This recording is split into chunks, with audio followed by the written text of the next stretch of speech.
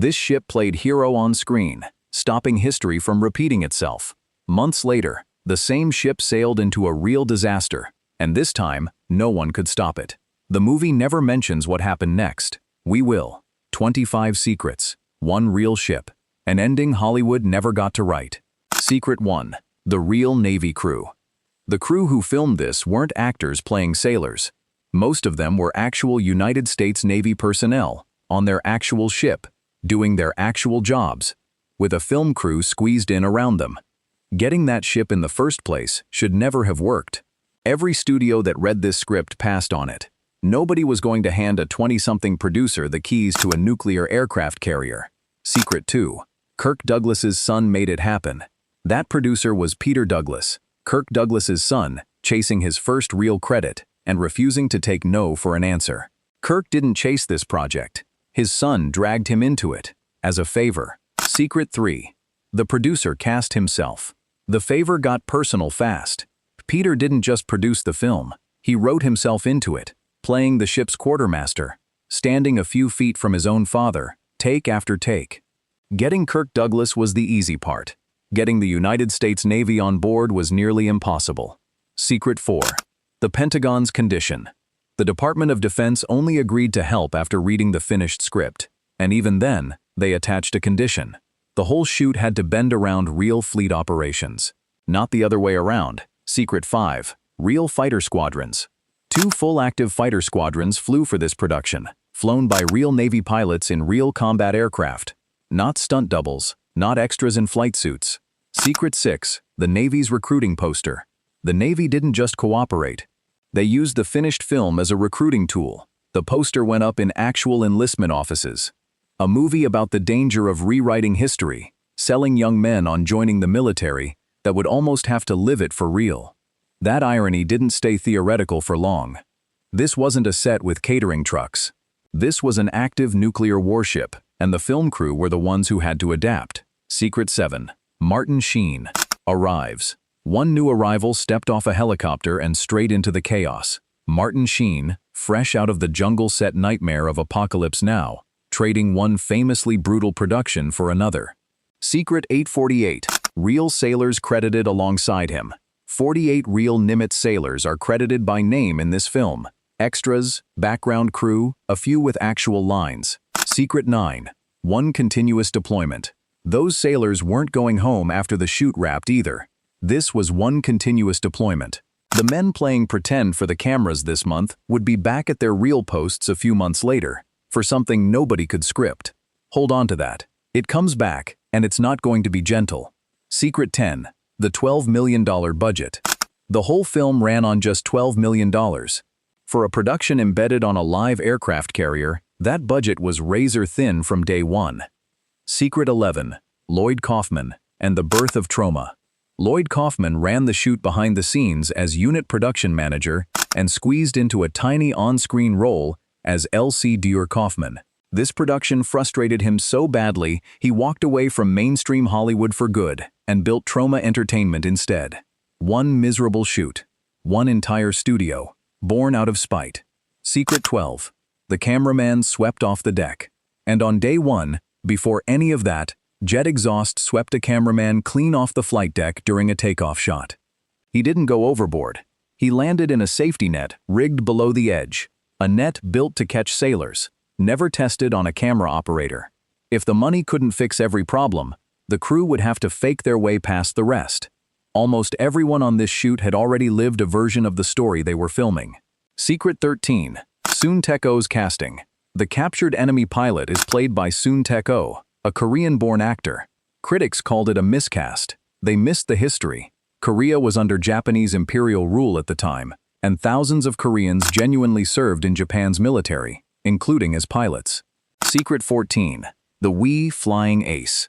One of the men flying a mocked-up Zero was reportedly Archie Donahue, an actual World War II flying ace. A man who once shot down real enemy aircraft, hired decades later to fly a fake one against a modern jet that hadn't even existed in his war. Secret 15. Charles Durning's War. But the deepest war record on this set wasn't in the cockpit. It belonged to Charles Durning, playing the rescued senator. On D-Day, Durning stormed Omaha Beach with his unit, and was the only man in it who survived. He killed 7 German gunners under machine gun fire, took shrapnel through his body, and went back to the front 6 months later.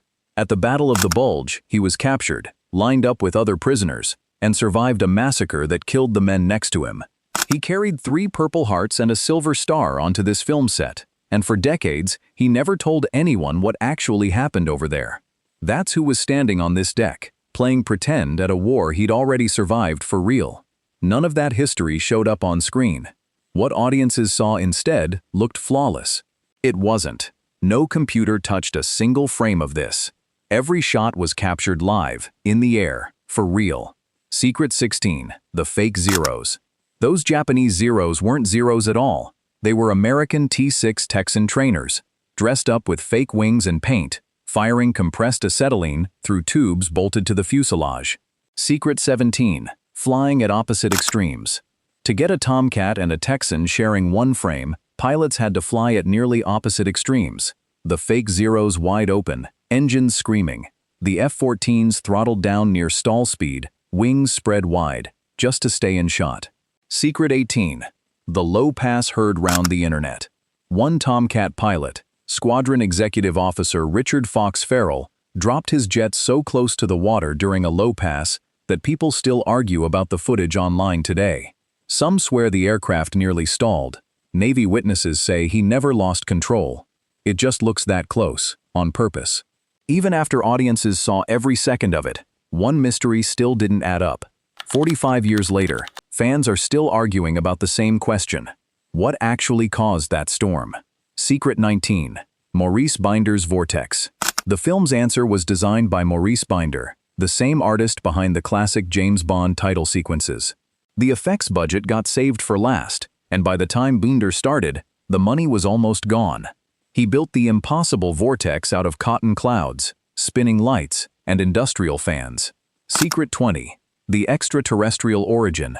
A tie-in novel released the same month went further than the film ever dared. It gave the storm an origin the movie never shows, something extraterrestrial. So why cut it? Nobody's ever given a straight answer. Maybe test audiences balked. Maybe the studio wanted the mystery left open. Whatever the reason, that missing scene has kept fans arguing for over 40 years. And then reality delivered a twist far more tragic than anything written into that script. Remember those 48 sailors? Remember, this was one continuous deployment, not 2 separate trips. Secret 21, the real mission begins. Weeks after the cameras stopped rolling, the actual USS Nimitz sailed for the Indian Ocean. Not for another movie, for the Iran hostage crisis. 52 Americans sat trapped inside the U.S. Embassy in Tehran, and Nimitz became the launch point for a rescue attempt. Operation Evening Light. Secret 22, same ship, same men. Many of the same sailors who stood next to Kirk Douglas for a camera were still aboard. Different mission, same ship, same men. That mission failed. Secret 23, the helicopter crash. A helicopter went down at a desert refueling site before the rescue team ever reached Tehran. 8 American servicemen died. On screen, this ship changed history and made it home safely, every single time. In real life, it sailed into a moment it couldn't undo. And 8 men never made it home at all. The movie asked what you do with the power to rewrite history. Nobody ever asks what you do when history refuses to be rewritten. That's the question this crew actually had to answer. The movie itself became a footnote to what came after. Secret 24, box office and bad reviews. It earned back its budget and then some. Roughly $16.6 million on a $12 million spend. Critics were unkind. Ebert and Siskel put it on their televised list of the year's worst films, even while admitting the carrier stole every scene it was in. Secret 25, the ship that wasn't there. None of that mattered to the Navy. The recruiting poster stayed up, and because the real Nimitz was already stationed in the Atlantic by release time, the final shot of the ship steaming home isn't Nimitz at all. It's a stand-in, USS Kitty Hawk, playing the role of a star that was already somewhere else, doing something real.